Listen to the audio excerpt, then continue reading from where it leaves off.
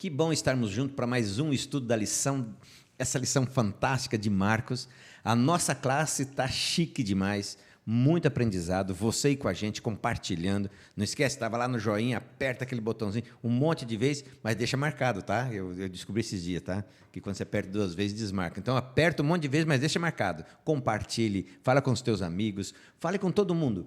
Pessoal, vamos aprender um pouquinho mais da lição de Marcos, desse livro fantástico que está, olha, trazendo muita novidade, mostrando como Jesus é o Deus do dia a dia, o Deus que está comigo e com você na confusão, no meio da multidão, quando nós estamos sozinhos, doentes, acamados. É o Deus que nos protege, é o nosso Deus maravilhoso. É muito bom ter você aí, tá?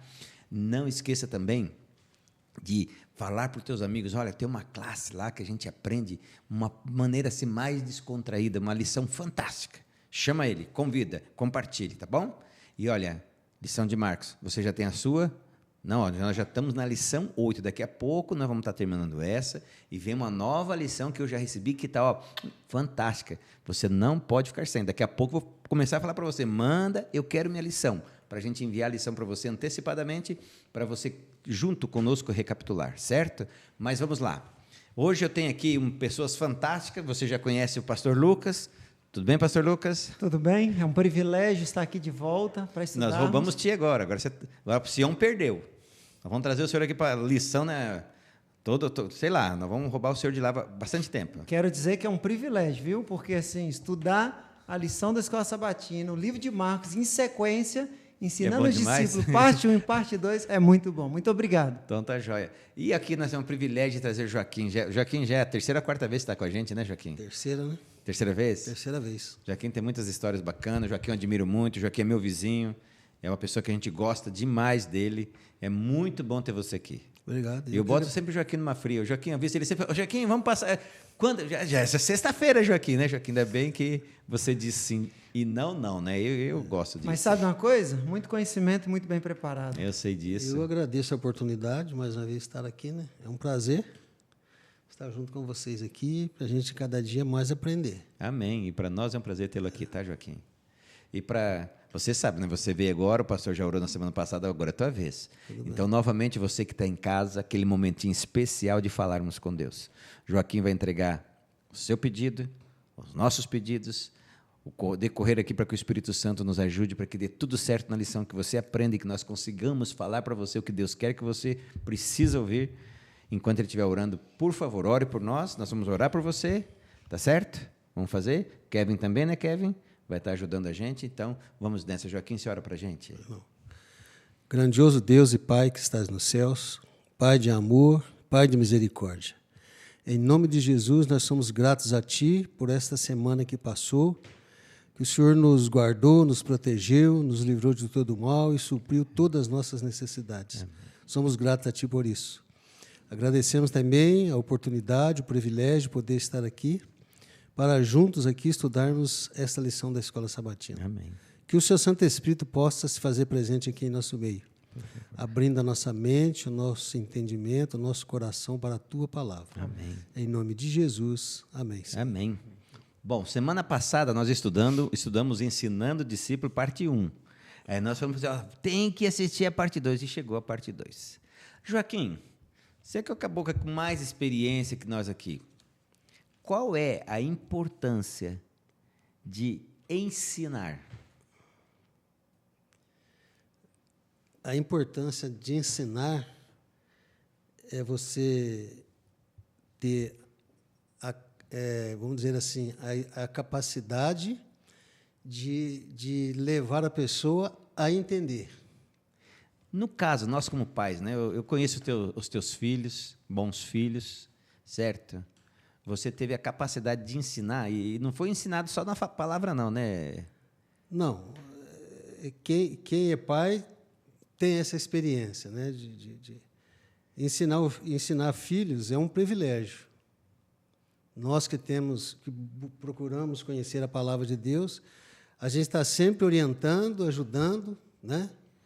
E mostrando o caminho. Isso aí, mostrando. E aí é que vem, muitas vezes, vem para a gente a alegria, a satisfação, quando você vê que os filhos estão assimilando Não o que você falou, mas o que a palavra de Deus está mostrando para eles. Amém. Né? Eu fiz essa pergunta para o Joaquim, pastor, porque o Joaquim e o Zezé, a Lídia também, quando era viva, né, eu tive o privilégio de ser muito amigo dela, eles tiveram um bom exemplo que foi o pai deles. E sempre que nos sermões falavam, meu pai ensinou isso, meu pai fazia assim. Uma vez o Zezé falava, meu pai fazia desse jeito. Entendeu? Eu acredito que você, como pai, foi a mesma coisa. A gente leva aquilo que tem e que aprendeu. Né? Então, na realidade, o nosso pai, realmente, ele foi uma pessoa muito importante na nossa vida. Era um homem correto, um homem amoroso e um homem que tinha os princípios bíblicos. Amém. E ele procurava, a todo momento, a passar para a gente esse legado. Né? Aí o Joaquim está falando, mas você já está doido? O que ele está fazendo isso na lição? Né? Interessante que quando a gente pega a lição, parte 1, e pega a parte 2, na parte 1 a gente pode dizer que foi mais um... Não, é claro que tinha prática, né? Foi a questão prática muito filosófica. A parte 2, quando eu fui estudar isso aqui, é o filosófico partindo para a praticidade, ou seja, o falar e o exemplo. Então, assim, eu me vi como meu pai me ensinando e como eu também tentando fazer o que você fez, Joaquim, e o que o pastor faz com a Alice. É verdade. Veja, as palavras, elas convencem. Tem até um autor educativo, agora do século XXI, que diz, as palavras convencem, mas o exemplo arrasta. Quantas vezes longe, né? eu falei assim, Liz, não faz isso, mas o senhor está fazendo. E não é coisa ruim em si, mas às vezes não é o momento, né? Ah, não é o momento, às vezes, não é coisa ruim, mas não era para ela fazer. O senhor está fazendo. Não, mas a gente dá desculpa, mas eu sou adulto. Não, mas eu já comi e tal. Mas é sério, criança, elas fazem e aprendem o que a gente fala, mas fazem muito mais do que a gente está fazendo. A gente ensina mais por atos do que por palavras. Sabe, pastor, uma vez eu tinha um hábito ruim, e eu não tenho esse hábito, graças a Deus venci. Eu gostava de ver filme. Mas não era toda noite, não. Aí, quando eu ia ver os filmes meus, que eu gosto de filme assim, de ação, essas coisas, eu falava para meus filhos, vão dormir. Um dia, o Vinícius falou, pai, mas se o senhor vê, por que eu não posso ver? Exatamente. Para mim, foi a pergunta que resolveu o meu problema com os meus filmes. Eu só vou ver daqui para frente aquilo que os meus filhos podem Porque ver. se é bom para você, ele está dizendo, é bom para mim bom também. para ele. Então, assim, eu sei que você não caiu nessa, porque você tem mais juízo que eu, Joaquim. Mas, ou seja, a gente tem que cuidar com isso. E agora, o verso nosso, você que está aí, ó, pega lá, se você puder, em Marcos 10, verso 45, olha o que diz lá. Pois o próprio Filho do Homem não veio para ser servido, mas para servir e dar a sua vida em resgate por muitos. Ou seja, Jesus falou, sabe de uma coisa? Eu vim para praticidade. Ou seja, aquilo que é prático, aquilo que é correto, é o que nós temos que fazer. Então, ou seja, nessa semana agora, Joaquim e pastor, começando a lição, já começa no domingo, falando das coisas mais sagradas que nós temos, que é a nossa família. Eu achei muito interessante, já abri com casamento. O plano de Deus, o casamento. 3 instituições eternas. Os 10 mandamentos já sempre existiram, mas ficou clara o sábado ali, quando Deus descansou, ensinou Adão e Eva a descansar. O segundo, a família. E o terceiro, o gênero. Deus criou macho e fêmea. Sim, acabou. Não tem terceira opção. Pode ver que o diabo está investindo para destruir as 3. A guarda do sábado, propondo qualquer outra... o que importa é descansar em qualquer dia. A família, qualquer coisa é família. Isso, é. E o gênero. Não, pode ser o que quiser. Interessante. E aí a pergunta aqui dos fariseus, ela é profunda. Porque, e aí, Jesus, pode ou não dar carta de divórcio? E existia 2 escolas na época de Jesus, só para você entender o que é escola. 2 linhas de raciocínio dentro do próprio judaísmo. Uma era da linha de Hilel, que é mais liberal, e a outra era dos outros judeus, dos outros professores que eram mais duros. Uma dizia que podia dar carta de divórcio por qualquer coisa, qualquer motivo, o homem era livre, só dizer que queria separar, que é de Hilel. Já as outras escolas diziam, não, tem que ter um motivo. Aí, quando eles perguntam para Jesus, sabe o que eles estavam querendo? Que Jesus fosse partidário. E aí, tu é liberal? E aí, você é conservador? Jesus, vou falar com a minha mãe, dá na muleira deles. Nem conservador e nem liberal. Eu sou o que o Pai ensinou. Que não já está lá no Pentateuco. Não é para dar carta de divórcio. E Jesus ainda completa, para dar um final, ele diz assim, pela dureza do vosso coração, Moisés autorizou dar carta de divórcio. Mas ele está dizendo assim, não é nem para divorciar, mas é tanta dureza do coração que foi dado. Na prática, quando uma pessoa comete adultério, quando uma pessoa comete algum problema, nós temos que fazer o quê? Incentivar, reatar. É lógico que eles são livres para tomar decisão, mas nós não devemos partir para terminar, é para reatar. Agora, se eles decidirem separar, aí também eles estão livres de acordo com o que está na lei, para separar por conta do adultério. Mas mesmo o adultério, se os dois quiserem permanecer casados, eles podem, devem, nós devemos incentivar, porque o casamento ele é uma união indissolúvel e eterna. Só pode com a morte aqui nessa terra. O Joaquim tem mais experiência que a gente. Joaquim, essa questão de divórcio, você lembra que antigamente era algo fora dos muros das igrejas? Lembro. O que está acontecendo agora, Joaquim? Infelizmente, o casamento hoje tornou, para algumas pessoas, uma coisa banal. E o casamento foi instituído por Deus, é sagrado, né? Mas o inimigo ele tem levado as pessoas. Você vê, o indivíduo casa hoje, casa tal, dali 6 meses. A gente não se dá bem mais e tal. É isso que eu estava procurando esse nome. Incompatíveis. Incompatibilidade de gênio, né? Mas a palavra de Deus ela é clara quanto a isso, né? Então, eu sempre digo, é por isso que existe o período de namoro, noivado. Para que existe esse período? Para se conhecerem. Para você se conhecer. E aqui bem claro, se conhecerem na teoria, viu? Conhecer os planos, como que é. Isso. Porque se conhecer maritalmente só depois do casamento. Você vai ver se o seu gênio realmente está, né?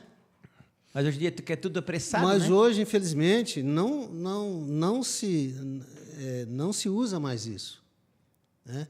As pessoas acham que, não, eu vou casar hoje, amanhã se não der certo... Separa. Hoje tem divórcio. O divórcio você faz em 2 minutos lá no cartório. Rapidinho, hoje, você né? chegou lá, assinou, está pronto. Antigamente ficava aquilo pesando, carregando. Não. 10 anos, 20 anos. Então, isso incentiva muitas pessoas a entrar no casamento sem a mínima responsabilidade do que é realmente um casamento. Sabe, nos anos 70 e 80, o inimigo do casamento era o adultério. Não é que hoje não seja mais, mas hoje eu li recentemente uma pesquisa que não é mais o adultério em primeiro lugar, essa praga chamada incompatibilidade. Traduzindo a incompatibilidade, sabe o que é? Meninos e meninas casando despreparado, não sabendo a sua função, e aí um espera para o outro fazer, e aí acaba separando. Veja, o modelo bíblico de casamento é o patriarcal, tem função. O homem cuidar da casa e da família, a mulher cuidar da casa e dos filhos, e o homem ser o provedor. Você está dizendo, então, que não pode a mulher trabalhar? Machista. Não é isso. E não é machismo, é modelo patriarcal. Se a mulher trabalhar fora de casa, porque ela já trabalha muito dentro de casa, lógico que o homem vai contribuir com o trabalho doméstico. Pode isso acontecer, o homem contribuir mais dentro e a mulher trabalhar fora para juntarem e terem uma renda normal. Melhor. Tudo bem, só que cada um sabe a sua função. O homem tem que entender que se a mulher ficar desempregada, está tudo bem, mas ele não. A mulher tem que entender que se a casa tiver com problema, que se os filhos tiverem com alguma dificuldade, é o dever dela, se for necessário, largar o emprego para ficar em casa. Eu casei e a gente tomou um compromisso. Quando a gente tiver filho ou filha, os primeiros 5 anos, ela ia ficar em casa. Porque é muito importante os primeiros 5 anos, que é onde forma, na verdade, 6 anos. A cultura judaica explica isso. Até os 6 anos forma um caráter. Dos 6 até os 12 solidifica o caráter e dos 12 em diante não muda caráter, apenas amplia e cresce a aplicação do caráter. E, infelizmente, o que acontece? Meninos, eu falo isso, meninos mimados, meninas mimadas, que não sabem qual é a sua função, aí fala que é incompatibilidade. Não é, é porque não sabe. E a gente entra no casamento para ser feliz. Eu lembro de uma vez, um jovem falou, pastor, eu quero casar, e a minha esposa do lado. Aí eu perguntei assim, por que você quer casar? Ele falou, porque eu quero ser feliz. Eu olhei para ela e falei assim, tadinho. Já era, né? Já não sabe. Não é para ser feliz, a gente casa sendo feliz para fazer outra pessoa feliz. Por que eu digo isso?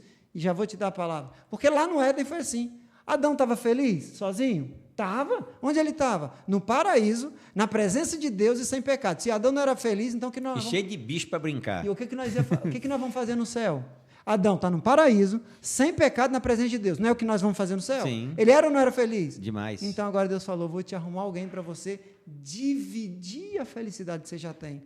Se você está ouvindo em casa, em nome de Jesus, entenda isso.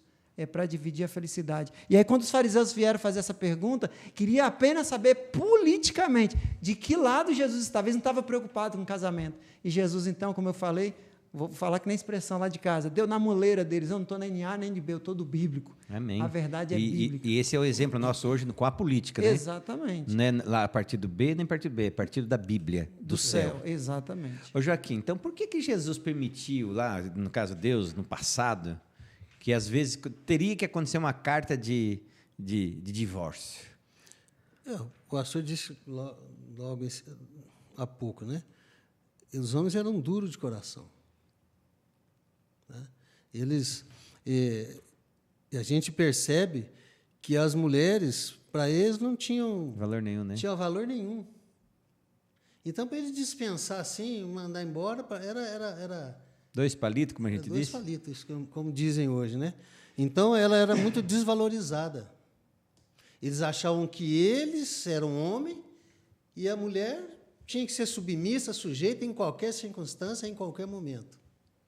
Né? Então, ele se sentiu direito de dar a carta de divórcio. Não, pode ir embora que eu não quero mais, vou arrumar outra. Quer dizer, totalmente contra o plano divino, né? Contra os planos de Deus. Deus disse, olha, vocês agora é uma só carne, né? Casamento. Então, o que Deus uniu, não separa o homem. Então, hoje, o homem, a mãe e o pai têm que orientar os filhos. Tem que orientar. Porque hoje você vê, hoje eu conheço meninas aí que não sabem fritar um ovo, não sabe colocar um botão numa camisa. E os homens preparados para sustentar uma família? Tem hoje. Não sabe pegar numa enxada. Tudo bem, hoje o tempo talvez não seja pegar enxada, mas não querem estudar, não querem se preparar. Você diz assim, como é que vai ser o futuro? Não querem saber do futuro. Eu vou aprender a mexer na internet para ficar milionário. Olha, são coisas simples que a palavra de Deus ensina. Eu sempre trago o exemplo do meu pai com a minha mãe. Eu, por exemplo, eu não me aperto. Se eu precisar cozinhar, eu me cozinho muito bem, eu lavo roupa, ponho para secar, arrumo casa. E eu sou testemunha, Joaquim. Eu arrumo casa, eu lavo, não tem problema. É a minha dele com o rolo de macarrão atrás, nem para Vamos lá. Se você não fizer, apanha. Mas então, o que acontecia? Eu já disse isso aqui uma vez. Na minha casa, cada um tinha uma função a cumprir em casa, né? Eu, como mais velho, eu ajudava a arrumar a cozinha, arrumava a casa e olhava os menores. E tinha o outro que tinha que cuidar da água do cachorro, que lá em casa sempre teve. Você tem que trocar a água do cachorro, lavar a panela para não dar lodo, para ele beber água limpa. E a gente foi crescendo assim, cada um com a sua responsabilidade. Então, a gente trouxe isso para a vida. Hoje, graças ao meu bom Deus, eu tenho meus filhos todos criados, né? Cada um com as suas responsabilidades. Agora, se eles forem continuar a dar prosseguimento a isso, serão felizes no casamento. Amém. E é o que Deus deseja, né? É o que Deus deseja. Agora, eu vou entrar no assunto que o Joaquim não gosta muito, não. Jesus e as crianças. Falou em criança. Eu estou falando isso porque tem um vô bobo lá na rua da minha casa que pega uma neta. A neta dá um cansaço nele. Eita, bobo, mais bobo. Joaquim, vamos lá. Mães trazem Jesus. Me conta esse cenário. O que acontece ali nesse cenário? Você é o contador de história, e o pastor termina para nós as histórias. É isso aí. Os discípulos achavam que Jesus estava ocupado de uma tal maneira, ele estava concentrado de uma tal maneira que ele não poderia atender as crianças, né? E Jesus então falou: não, espera aí, traz eles aqui. O que me deixa arrepiado é que Jesus pegou as crianças, colocou no seu colo. Muitas vezes a gente passa para os filhos uma imagem de um Deus severo, né? Bravo, de um Cristo severo e bravo. Mas não era assim. Quem passava essas imagens, no caso, eram os discípulos, você viu? Os discípulos. Você lembrou bem disso. E eles chegaram e falaram: não, o mestre está ocupado. Agora, até parecia que Jesus não tinha tempo para as crianças, né? Se você não tornar como uma criança... Vai ter tempo para quê, né? Eu criei 3, né? 3? Criei 3, agora tem a neta. Então, é uma coisa maravilhosa. Você aprende com os filhos, você aprende com os netos. Certo? Então, quando Jesus ali estava ali reunido com aquele grupo de pessoas, ele falou: não, vem, deixa as crianças virem aqui, deixa que eles venham a mim. Então, às vezes a gente vê hoje, às vezes até mesmo na sociedade, às vezes até dentro da igreja, que para as crianças é o pior que tem. As cadeirinhas mais ou menos, né? Não estou dizendo agora, porque a igreja está se conscientizando disso, está priorizando melhores salas para as crianças, para que elas possam desenvolver de uma maneira mais hábil, né? mais acessível para as coisas de Deus. Mas, no passado, a gente via muito isso. Não, para as crianças pode ser aquela salinha pequenininha lá. Não, as crianças, debaixo da escada? Debaixo da escada, é assim. Então, Jesus quis mostrar ali que as crianças têm valor. O futuro da igreja é as crianças. Futuro pastor é criança. Então, se essa criança não foi encaminhada, não foi ensinada, não foi instruída, como que vai ser? Que futuro vai ser esse, né? O Joaquim já está... Não, já vai bastante ainda, né? Fulano está encerrando. Quem que vai assumir? É os nossos filhos, nossos netos, sobrinhos. E eles têm que serem orientados. Eles têm que saber que Jesus está com eles e vai andar com eles a todo momento que eles quiserem. Se precisar, ainda pega nos colos, né? Justamente. 2 pontos que eu quero ressaltar aqui. O primeiro é que, assim, algumas pessoas acham que não deve se ensinar teologia para criança. Não. Teologia, sim, na linguagem correta. É lógico que a gente vai usar a linguagem que eles vão entender, mas não pense que não deve se ensinar o conhecimento da Bíblia, o conhecimento da verdade para as crianças. Tem que ser na linguagem. Não tem que ser mais fraco, mas tem que ser num modelo diferente. E a segunda coisa é que Jesus compreendeu tanto o valor das crianças que usou as crianças como um exemplo de como temos que ser. Como que tem que ser o cristão? Aí ele falou, como uma criança. A criança briga, se pega, tal, e daqui 2 minutos estão abraçando. E nós, os adultos, miseráveis, fica até um mês. Às vezes nem briga tanto, mal olhada, qualquer coisinha. Exatamente. Olha, ele olhou mal. Pronto. Não me cumprimentou. Por que você não gosta de fulano? Porque ele olhou torto para mim. Gente do céu. Então, Jesus não só ensinou, como usou as crianças como um exemplo para o reino dos céus. E, veja, eu falo muito para os pais. Quem tem filhos, o culto, principalmente familiar, tem que ser atrativo para as crianças. Qual o melhor horário do culto pessoal? A gente já sabe, é o primeiro horário do dia. Mas familiar, não. É no melhor horário para a criança. Você vai acordar a criança 4 horas da manhã para quê? Para ela odiar a Deus e o culto. E no passado você fazia muito isso, né? Não estou dizendo que não deva. Tem crianças que se adaptam a isso. Meu irmão, eu sempre digo que meu irmão é doido. Todo dia acordava cedo e eu dormia até 10 da manhã.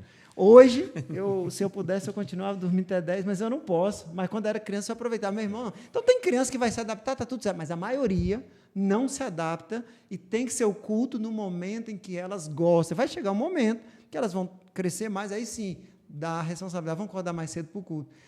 Por quê? Porque elas têm que amar o culto e a Jesus. Onde é que ensina a reverência na igreja? Você sabe? Em casa, né? É em casa. Onde é que ensina a amar as coisas de Deus? É em casa. Não é na igreja. Na igreja a gente fortifica, mas é em casa. E a educação dos filhos é onde? É em casa. A escola vai ampliar o conhecimento. Exatamente. História, E hoje os pais português, jogam para a matemática, escola. mas a o que era pra fazer educação em casa, é né? em casa. Exatamente. Você queria ler alguma coisa aí, Joaquim? Não, eu gostei muito aqui, eu até grifei aqui, falou assim, não deixe que o seu caráter não cristão represente mal a Jesus. Não mantenha os pequeninos afastados dele por sua frieza e aspereza. Nunca lhes dei motivo de pensar que o céu não seria um lugar aprazível para eles, se lá estivesse. Pode ler o próximo, Joaquim, que eu achei esses dois muito chiques. Não falem. Não falem de religião como de uma coisa que as crianças não possam compreender, nem procedam como se não se esperasse delas que aceitassem a Cristo. Não lhes deem a falsa impressão de que elas devem renunciar a tudo quanto faz a vida agradável. Mais ou menos assim, para ser crente tem que ser infeliz. Não. Não. É felicidade diferente. Ah, para ser cristão ou para ir para o céu tem que ser... Não, a gente tem que entender que a alegria é diferente, as atividades são diferentes, as roupas são diferentes, os ambientes são diferentes, mas nós somos felizes. Eu sou alegre demais, Joaquim, eu conheço alegre demais. O Kevin não, Kevin é alegre demais, nós somos todo mundo alegre aqui, não que ser tem? alegre, lógico. Né? E não precisa de bebida, não precisa de droga. Exatamente. Nós temos o maior ânimo da vida, que é o Espírito Santo no nosso coração. Eu fui esses dias fazer uma visita a uma jovem, mais ou menos 11 horas da noite. E aí, quando eu fui fazer a visita, a primeira coisa que eu perguntei, lógico, seu esposo está em casa? Está. Então, tá bom, então dá para fazer a visita. E ela estava muito embriagada, e então eu falei para ela assim, por que você está embriagada? Ela falou, porque é o motivo de ser feliz. Eu falei, não, eu sou feliz e eu conheço quantas pessoas você quiser você citar que é feliz sem embriagar. E ela disse assim, e é possível ser feliz sem isso? Eu disse assim, é porque você não descobriu a fonte da verdadeira felicidade. E nós precisamos entender, dá para ser feliz. Agora, E muito feliz. se nós mudarmos o nosso estilo de vida para de acordo com a vontade de Deus. Porque senão é incompatível. E o Espírito Santo faz a mudança Exatamente. devagarinho, não faz? Exatamente.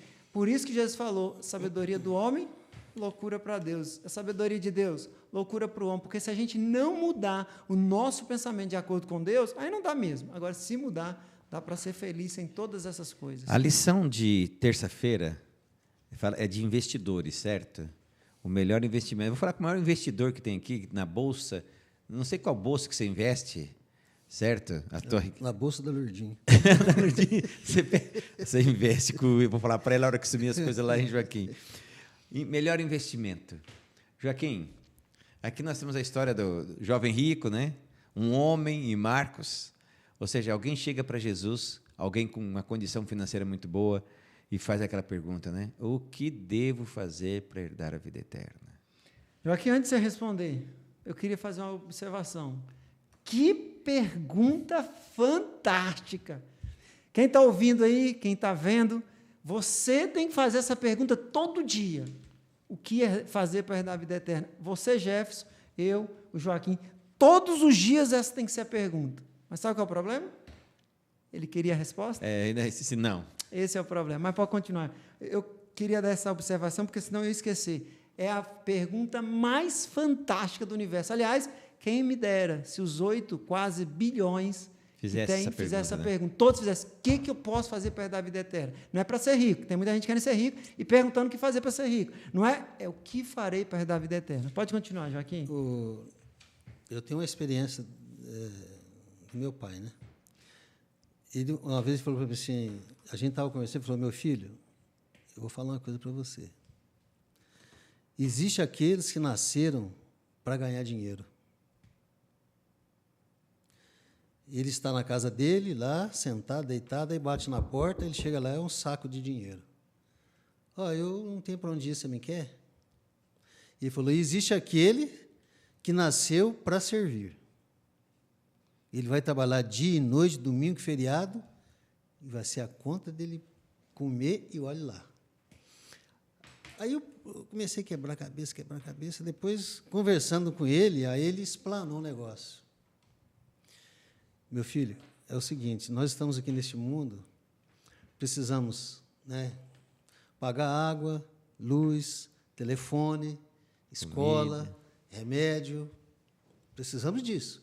E, para isso, nós precisamos trabalhar. O trabalhador é digno do seu salário. Então, o que eu quero colocar para você é que nós não podemos priorizar isso. Muito sábio. Se você não consegue guardar dinheiro, não se preocupe, porque Deus conhece todas as coisas. Ele falou assim para mim. Ele falou, então, meu filho, a prioridade é Cristo. Se você estiver com Cristo, se você andar com Cristo, como disse aqui, né? É o melhor investimento que você faz, é estar com Cristo. Aí eu ainda usei a expressão, falei, então, meu pai, ele era muito grandão, mas a gente chamava ele de papai. Falei, então, papai, é o seguinte, nós precisamos sentir o hálito de Cristo, o perfume de Cristo. É assim que funciona? Ele falou, é isso mesmo. Porque Deus está preparando coisas muito mais superior do que tudo isso que nós temos aqui. Certo? Certo. Então, ele falou, ganhe o seu dinheiro, faz as suas despesas, mas não preocupe que você tem que ganhar muito. Que o principal está para vir, né? O principal é Cristo. Lá na frente, depois, ele vai te recompensar. Amém. Da maneira como ele achar que deve ser. Este deve ser o nosso investimento. Interessante que esse jovem não queria essa resposta, né? A pergunta ele tinha e deveria ter, como muitos têm hoje, mas não quer a vida eterna. Veja, o dinheiro é um problema? Se for, eu passo meu Pix, minha conta bancária, viu? Que eu resolvo os seus problemas. Para nós é a nossa solução também, né? Exatamente. Dinheiro não é problema. Mas deixa eu dizer uma coisa, para esse homem era. Qual a diferença dele de Zaqueu que fez a doação? Deu tudo quase que tinha lá. O problema dos dois era o mesmo, o dinheiro. Porém, o conhecimento da verdade transformou Zaqueu, mas não ele. Então, o dinheiro era um problema para os dois, mas um soube resolver o problema do dinheiro e colocar o dinheiro no seu lugar, porque o dinheiro tem o seu lugar. O dinheiro é para servir, não para ser servido. E para esse não. E aí ele saiu triste por conta das muitas posses que ele tinha. E ele estava falando com o dono de toda a riqueza. Toda a riqueza. Esse menino saiu triste, não é porque a resposta foi errada, mas é porque ele não se enquadrava na resposta de Jesus. E hoje nós vivemos no que nós chamamos de teologia emergente, viu, Joaquim?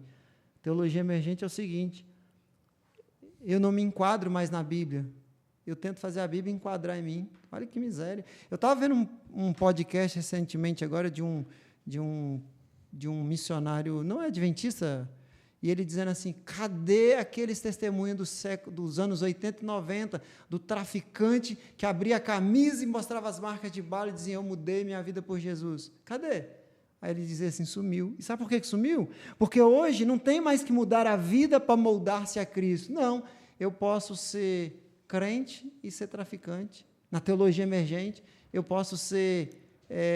uma prostituta e continuar sendo crente e devolver o dízimo da prostituição. Uma fazedora de filme pornográfico, onde o filho que filma... Crente. Eu estou falando isso porque... Sim, recentemente agora... Você viu que ela falou, né? Fez uma foto sensual com a Bíblia no meio das pernas. E aí o povo perguntava, falou, não, porque Deus é minha base. Que Deus é a base disso? Então, entenda, a teologia emergente hoje seria a resposta que esse homem estava querendo. Porque era continuar como estava, achando que estava do lado de Cristo. Mas a teologia verdadeira é assim, o que eu preciso aprender, o que eu preciso abrir mão, que não está de acordo com a vontade de Deus. No caso desse jovem era o quê? O dinheiro. Riqueza. Talvez para você que está ouvindo, que está assistindo, para você, não é. Mas nós vamos ter que descobrir qual é o nosso problema e abrir mão disso. Para ele era a riqueza, para alguns é o poder, que não necessariamente é a riqueza, para outros é a relação sexual ilícita. Tem gente que... Drogas, né? Drogas, vícios, tudo comida, demais, glutonaria. Eu lembro que uma vez, Jefferson... Gordinho, vou ter que fazer academia. Jefferson, eu lembro que uma vez, e aqui também, só para você entender, irmão Joaquim, eu fui visitar um rapaz e falei para ele assim, você sabe que eu estou vindo visitar você, né?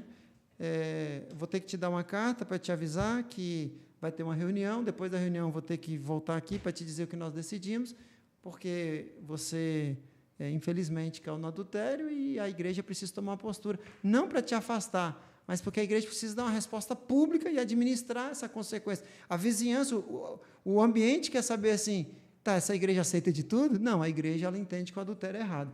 Ele falou assim, pastor, mas eu quero te confessar uma coisa. Eu falei, o quê? Como é que o senhor consegue ser fiel à sua esposa? Porque eu não consigo. Difícil, né, isso, né? Aí eu olhei para ele e falei assim, quem falou para você que eu sou fiel à minha esposa? Ele arregalou o olho, igual você agora, e falou assim, então domingo nós dois vamos ser disciplinados aqui 15 dias? Eu falei, não, mas deixa eu te explicar, eu sou fiel ao meu Deus. Amém. Você não consegue fazer, agora você vai pedir a Deus, e diz assim, Senhor, eu vou esquecer a minha esposa, eu vou esquecer, e vou me focar em Ti, seja fiel a Deus. E assim, enquanto a gente não entender que tem que ser fiel a Deus e não à esposa, tem que ser fiel a Deus e não ao patrão, tem que ser fiel a Deus e não ao funcionário, quem tem funcionário, tem que ser fiel a Deus e não qualquer outra coisa, é Deus. E aí, quando eu sou fiel a Deus, aí eu mudo a minha vida, eu mudo o meu caráter, e aí as outras pessoas vão dizer, o que esse homem tinha de problema? O dinheiro, qual que era a solução dele? Não era deixar o dinheiro, mas era moldar-se à vontade de Deus, de Jesus. E aí Jesus pediu ele para deixar o dinheiro. Se Jesus não tivesse pedido para deixar o dinheiro, tivesse pedido outra coisa, ele estava lá.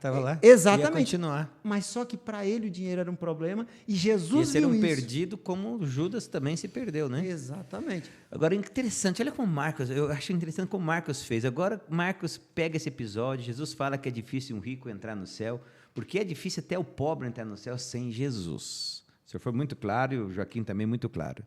Aí, o que acontece? Já em seguida, Marcos coloca um relato dos discípulos, né, Tiago e João, chegando para ele, até nós tocamos um pouquinho nisso na lição passada, Tiago e João chegando para ele, falou, Jesus, espera um pouquinho, deixa a gente lá, sentar na tua direita, na tua esquerda, e Jesus olha sempre assim, você vai ter que beber meu cálice. Isso é fácil, Joaquim, quando a gente escuta, isso é muito fácil, deixa que eu faço. Eu tinha uma época, Joaquim, não sei se você já foi, que eu tinha um apelido, deixa comigo. Eu sempre queria fazer tudo para as pessoas, deixa comigo. Sabe o que acabava acontecendo? Eu não fazia nem para mim e nem para elas. Quando você olha esse quadro aqui, Joaquim, o que você imagina hoje, nós e os discípulos? Aí vem a pergunta que você fez, repete, por favor. Quando você vê esse quadro aqui, né? De Jesus, nós quer sentar à tua direita e à tua esquerda. Jesus fala, não, é só tomar meu cálice. Você senta. Não, é mole, deixa comigo. A gente viu aí o interesse deles. Estava igual do jovem rico, não estava? Mas o interesse de posição. Apesar da lição vir colocando que eles faziam o trabalho e tudo, mas quando Jesus falou que seria o líder, eles entenderam de uma outra posição. Eles achavam que Jesus viria, estabelecer o reino, iria reinar, e ele queria estar ali como, quem sabe, o vice-governador, não sei. Eles queriam estar de ladinho de Jesus ali. Mas essa não era a meta de Jesus.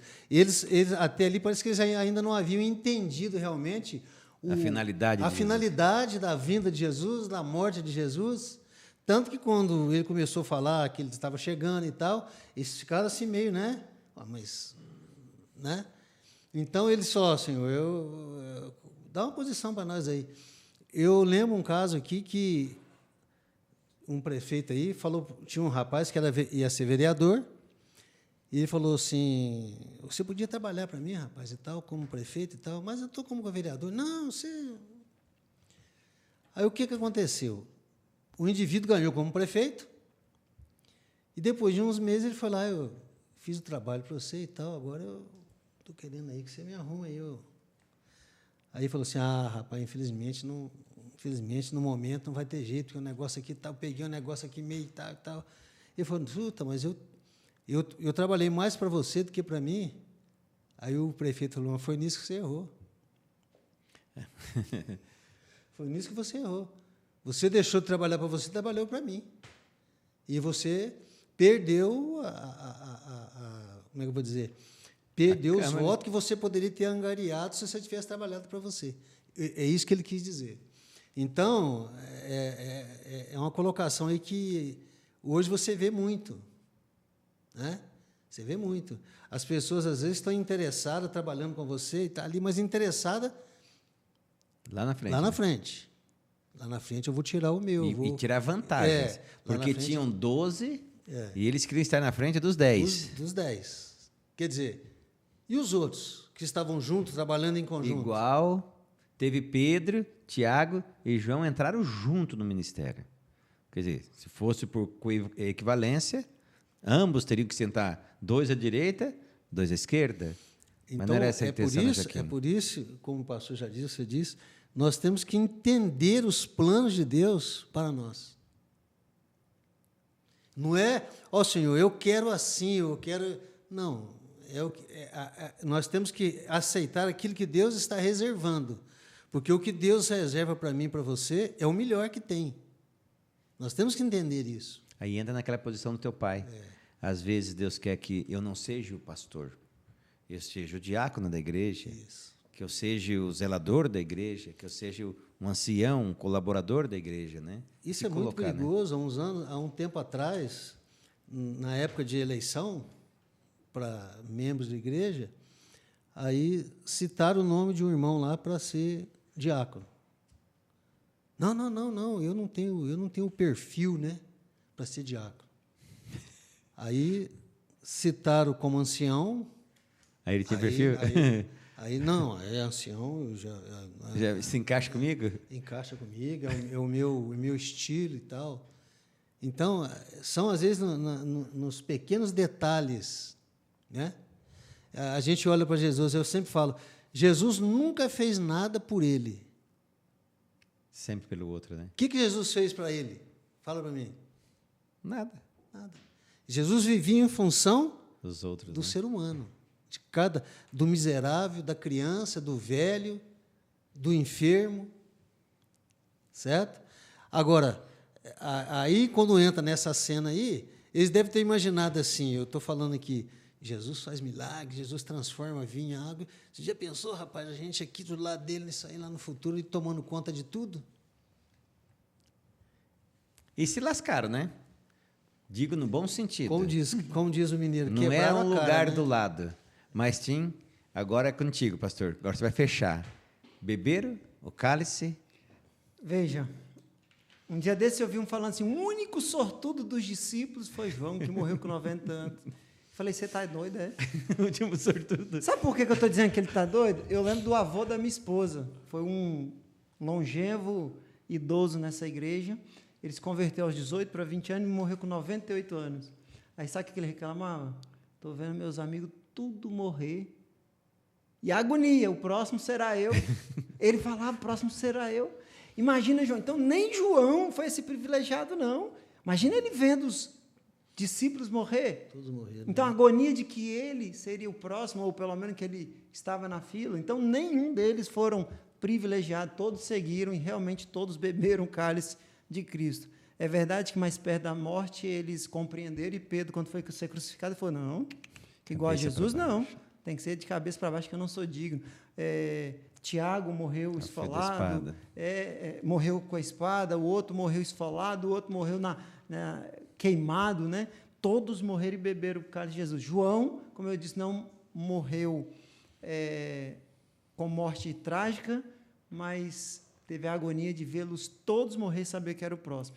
E o fato de João ter ficado por último foi até indagado, e na última lição até comentei, na semana passada, criou-se uma cultura dentro dos cristãos que ele não morreria.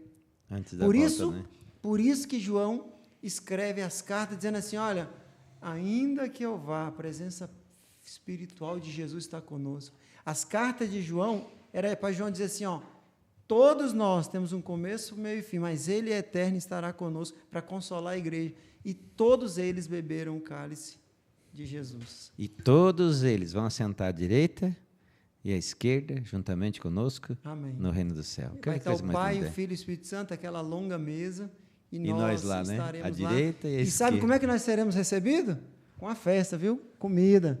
Vai ter uma A grande Joaquim não gosta festa. dessas coisas, não? Gosta não de comer, Joaquim? Gosta de comer, não? Pouco não, né? Não. Lá no céu vai ter uma festa, um Eu banquete. sou um pouco temperante. Né? Quando não tem a comida pra comer. Ah, tá. Cheio de tempero. Quando não tem a comida. Quando não tem, você é temperante? Isso é eu- uma maravilha. Eu costumo dizer assim, eu sou temperante, gosto bastante de tempero. Viu? É. Comida sem Agora, tempero. interessante, agora, fechando essa parte, né? Começou lá, nessa lição aqui, lá no primeiro lá, o surdo em 2 toques, né? Foi assim. E agora termina com um cego chamado Bartimeu. Eu acho essa história... E tem uma Iveline, Bartimeu, lembra essa música? Na molecada lá em casa escutava, e eu gosto muito dessa música.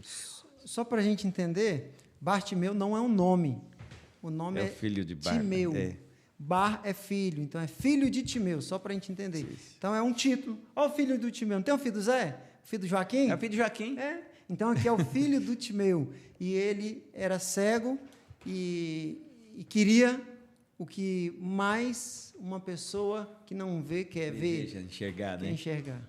E o interessante, reconheceu quem estava à frente dele, mesmo não enxergando. E muitos que enxergavam viram os milagres, viram os prodígios e não viram. Isso é interessante. E a pergunta é: o que você quer que eu vos faça, né?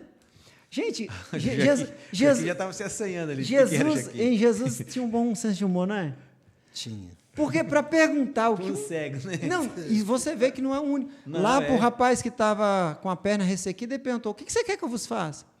Interessante. Por que Jesus pergunta o que ele quer que faça? Eu vou explicar rapidamente para a gente entender da forma que eu compreendi, e aí eu quero ouvi-los também.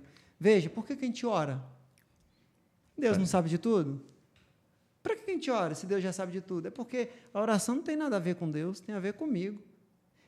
Deus sabe o que eu preciso, mas eu sei o que eu preciso. Quando Jesus perguntava assim, o que você quer que eu vos faça? Aí agora usando o comentário de Ellen White, que eu sempre gosto de comentar, mais contemporâneo, diz assim, ali estava o poder do universo, o que ele pedisse iria acontecer. O poder do universo estava ali. E aí ele disse assim, eu quero ver. Aí ele está dizendo assim, Jesus, eu sei que o Senhor sabe do meu problema, mas deixa eu dizer, eu sei do meu problema, eu quero ver, e sei também que o Senhor que pode fazer. Porque Chique, se ele né? pedisse para ver, para outro ele ia ver? Provavelmente não, mas ele pediu para a pessoa certa. Sabia quem estava na frente dele, sabia que ele poderia fazer, creu que ele iria fazer e fez o pedido certo. Aqui fica uma dica para nós. Será que a gente está pedindo certo para Deus? O próprio Jesus falou, sabe por que vocês não recebem? Porque não sabeis o que pedis, e quando pede mal ainda.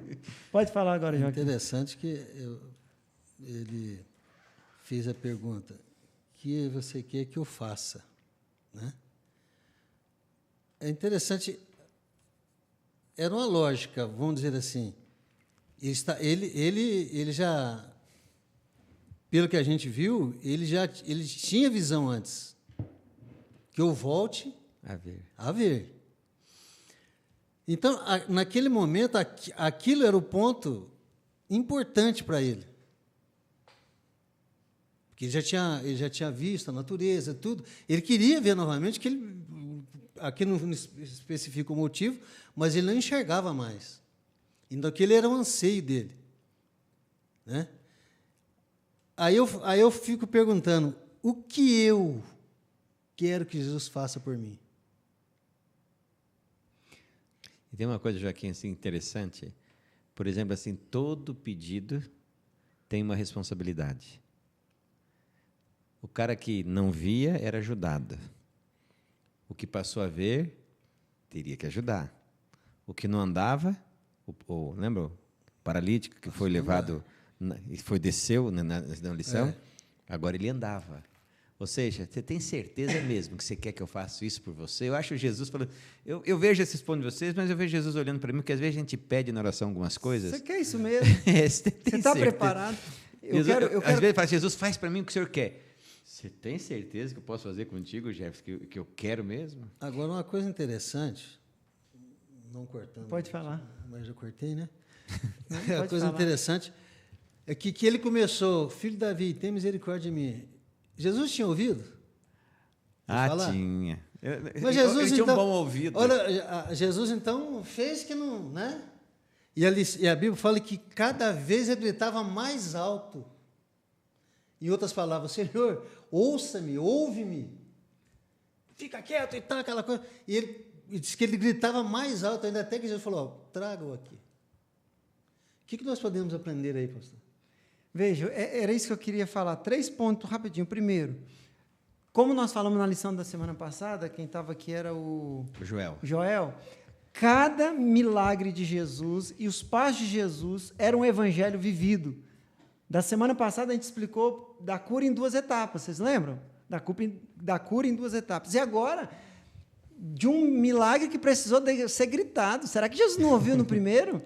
Mas ele queria insistir em nos ensinar a perseverança. No outro era que o conhecimento é gradativo. E agora, a perseverança. Outro detalhe que eu quero explicar aqui é que por que chamavam ele de Bartimeu? Você falou assim, Joaquim, que a Bíblia não fala porque ele deixou de ver, né? Mas a tradição diz porque ele deixou de viver. O pai dele, por algum motivo, fez algo que desagradou Roma. E Roma matou e cegou. Então, ele foi cegado por uma atitude que o pai teve, que era uma forma de punição na época. Uma punição branda, cortava a mão. Uma punição mais severa, matava o patriarca, porque sem um homem, uma posição mais severa ainda, punia o patriarca e os filhos. Então, ele foi ferido por algo que ele não fez, mas que ele herdou, e outro ensinamento. Nós estamos passando o quê para os nossos filhos? Eles vão herdar de bom ou de ruim. E aí, agora, é bem clara essa evidência. Filho de Timeu, todo mundo sabia, o filho do miserável lá, que foi, olha lá, ele é assim por conta, ele é, tanto que nos outros, quem pecou? Lembra? Quem pecou? Foi ele ou o pai dele? Porque, justamente por conta de Timeu e Bartimeu. Timeu fez errado, Bartimeu colheu, e agora ele está na frente de Jesus, e ele grita, insiste, e fala, eu quero voltar a ver. E a misericórdia do Senhor alcançou ele. E, por último, a terceira ponto que eu gostaria de pôr é aquilo que você falou. Antes, como é que ele sobrevivia? De esmola. E agora? Ele ia ter que trabalhar. Por isso que Jesus perguntou para ele, você quer que eu faça isso mesmo? Agora você vai trabalhar, agora você vai pegar no arado. É verdade que não vivia tão dignamente, mas não tinha que pegar no arado. E agora? Está preparado? E aí a pergunta que a gente faz é, será que quando a gente está pedindo a Jesus, a gente está preparado para aquilo que a gente está pedindo? Será que a gente está preparado? Tem pessoas que têm o dom de conviver com a riqueza, tem pessoas que não. Tem pessoas que têm o dom para viver com autoridade. Sabe administrar como Deus quer. Tem gente que não. Será que eu não estou pedindo algo que vai ser um prejuízo para a minha vida, em especial espiritual, e para as outras pessoas? Então, seriam esses 3 pontos que eu queria colocar. Filho de Timeu, porque Timeu fez algo e ele agora era cego e queria. Segundo, perseverança. A gente tem que perseverar. Será que a gente está desistindo cedo demais antes de receber a bênção? E terceiro, que a gente vai ter que mudar a nossa perspectiva e forma de viver se a gente experimentar os milagres de Deus. Não tem como experimentar o milagre de Deus e viver como estamos ou como sempre fomos. A gente vai ter que mudar de vida. Essa lição, se eu deixar esses 2 aqui, vai ser que nem na semana passada. Oh, meu pai. E eu vou ter que encerrar ligeiro, né, Kevin? Então eu acho que eu acho que a culpa é minha, porque ele não estava. Não, mas a culpa não é tua, não. A culpa que nós gostamos de falar, né, Joaquim? Nós falamos. A gente fala mesmo. Mas olha que lição fantástica, quanto aprendizado. Agora eu creio que quando você lê o livro de Marcos, você vai olhar cada detalhe diferente. Porque eu vou dizer, a gente que é acostumado, né, lá com lição, professor de escola sabatina, quando vem uma lição, a gente fala, nossa, como é que eu não vi isso antes? Então, vale a pena você compartilhar, você estar conosco cada lição e, se possível, ter a sua lição, tá? Um trimestre está chegando. Daqui uns 5 sábados a gente começa. Quem quer lição? Evangelho de João, viu? Evangelho de João. Não esqueça de pedir a sua. Mas eu queria encerrar com assim, a nossa lição de hoje, lendo um trechinho que tem o Desejar de Todas as Nações, página 417, está na parte de sexta-feira, quase metade do último parágrafo. Nada menos do que obediência pode ser aceita. A entrega do próprio eu é a essência dos ensinamentos de Cristo. Às vezes, a linguagem usada por ele, Jesus, pode parecer autoritária. porque não há outro modo de salvar as pessoas a não ser removendo as coisas que, mantidas, corromperão todo o ser.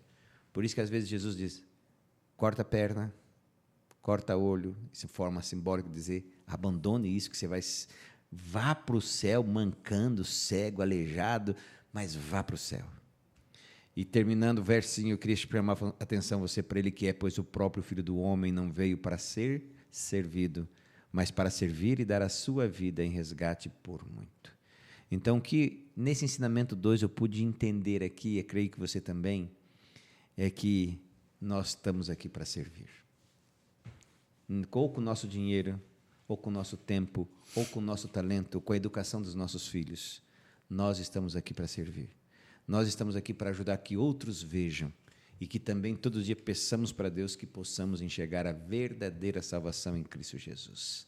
Como é bom ter você e, por favor, compartilhe, diga para os seus amigos, leve essa mensagem de Marcos para todos. Vamos nos fortalecer na fé, porque Jesus está vindo e é muito em breve. E eu quero estar junto contigo, com o nosso grupo todo aqui. Nós queremos ter a eternidade com Ele. Vamos orar? Querido Papai do céu, como é bom saber que o Filho do Homem veio para servir. Como é bom saber que Ele confiou a nós também essa missão de servir a outros. Por favor, ó Deus, nos ajude para que sejamos bons filhos, bons pais, bons amigos, bons membros de igreja, bons parceiros de trabalho, bons vizinhos, para que possamos servir as pessoas, ó Deus, com o coração com o qual o Senhor nos serviu. Se necessário for andar uma milha a mais, se necessário for abandonar coisas, ó Deus, que prejudicam nossa visão em relação aos outros, e sermos um exemplo, e sermos a Bíblia que as pessoas vão ler. Amém. Abençoe o nosso lar, abençoe o nosso trabalho, abençoe a nossa vida particular. Dá-nos, ó Deus, tudo o que necessitamos para a salvação e que sejamos felizes com tudo aquilo que o Senhor nos dá. Nós rogamos isso em nome de Jesus Cristo.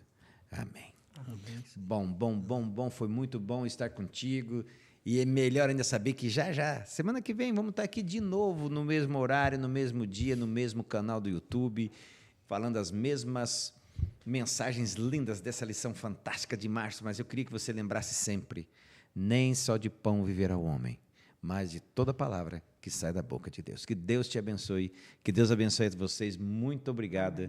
E até a próxima. Até a próxima.